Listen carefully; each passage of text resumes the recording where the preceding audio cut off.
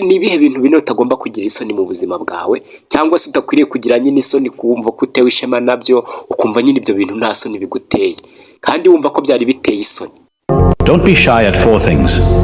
1. Hari ibintu bine udakwiriye kugira isoni. Ikintu cya mbere udakwiriye kugira isoni ni iki? Ya myambaro uvuga ngo ni ya myambaro ishaje, ya myambaro nyine ya kera, ya myambaro uvuga ngo irakuze kuri wowe, ya myambaro nyine uvuga ati sinayambara. Iyo myambaro ntabwo ukwiriye kuwagirira. Because your clothes don't define your talent. Kubera ko iyo myambaro ntabwo yigeze ibura kugaragaza neza impano zawe zose wari ufite, cyangwa se za mpano zawe zose uko zari zimeze. 2. Poor friends. Za nshuti uvuga ngo ni abakene, za nshuti nyine uvuga ngo bana bari ni abakene, ariko nyine ni inshuti nyine tu, ni inshuti zawe muri cya gihe nawe wari ukennye. Izo nshuti mwari muri kumwe n'ubu, ndetse izo nshuti zimwe hari ubwo zikiza zikagusuhuza. Ari abantu nyine bamara kuzamuka bagera mu ntera bakavuga bati ngiye runaka ko wagenda kose ntabwo nakongera kumwiteza, sinakongera kuvugana nawe. Ugasanga nyine umuntu atangiye kujya yihunza za nshuti za kera muri bya bihe nyine byari bimugoye. Ati izo nshuti ntabwo ukwiriye kuba wazirengagiza. Kubera iki rero? Because there is no status in friendship. Ntabwo mwagiranye umubano, cyangwa se ntabwo izo nshuti nyine mu gihe mwari muri kumwe n'izo nshuti, ntabwo ari ukubera ko wenda ari ufite izina cyangwa ari umeze gute. Ni inshuti nyine mwabanye uko wari utaragira izina, cyangwa se utaramamara, utaragira nyine ubutunzi, utarakomera. Izo nshuti rero ntabwo ukwiriye guterwa isoni nazo. 3. Old parents.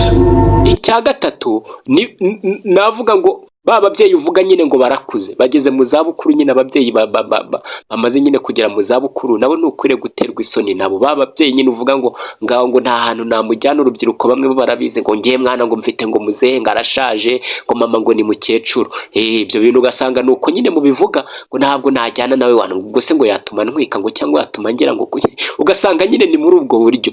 Abo nabo ntabwo nawe ukwiriye guterwa isoni n'abo babyeyi. Niba ari ahantu ikirori jyana uwo mubyeyi. Hari abantu bajya gukodesha ababyeyi ngo ni ukugira gusa ngo ajyane umubyeyi akagenda akareba nyine ngo babandi ngo bari mu byiciro byo hejuru. Oya, ababyeyi bawe ntabwo ukwiriye guterwa isoni nabo.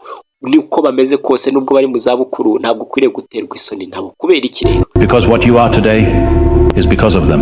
Kubera ko icyo uri cyo uyu munsi ni ukubera abo babyeyi. Ni ukuvuga ngo nyine icyo uri cyo uyu munsi, cyangwa se aho ugeze uyu munsi, ni ukubera abo babyeyi nubwo ureba ko bashaje. Icya kane rero ni iki? Simple living. Because success can't be judged by ikindi cya kane, bwa buzima uvuga ngo buroroheje, cyangwa se bwa buzima uvuga ngo nyine ngo buno buzima bucishije bugufi, buno buzima nyine bwa buzima nyine uvuga ko utabamo, ubwo aho nabwo ntabwo ukwiriye guterwa isoni nabyo. Kuko ni ukuvuga ngo mbere y'uko ugera aho wari uri, byanga byakunda nyine hari ubuzima nyine uvuga ati ubuzima bumenyekanye kuri njye mwana byaba bisebetse, byaba ari ikibazo. Ubwo buzima nabwo ntabwo ukwiriye guterwa isoni nabwo, kuko ntabwo bwigeze bwo bugucira urubanza, kandi no kugaragara ntabwo ari uko bwo bugucira urubanza. Ni ukuvuga warabubanje, ariko kugaragara uyu munsi wibuke ko ubwo buzima bunyuzemo. Drop a 100 in the comment if you agree with me. Niba rero wemeranwa nanjye, ndakwinginze nanjye nsigira comment hano bakurira Mr. Bucece Tech 100. Niba ushaka izindi nkuru komeza ukore subscribers, ndajya nzigezaho buri munsi.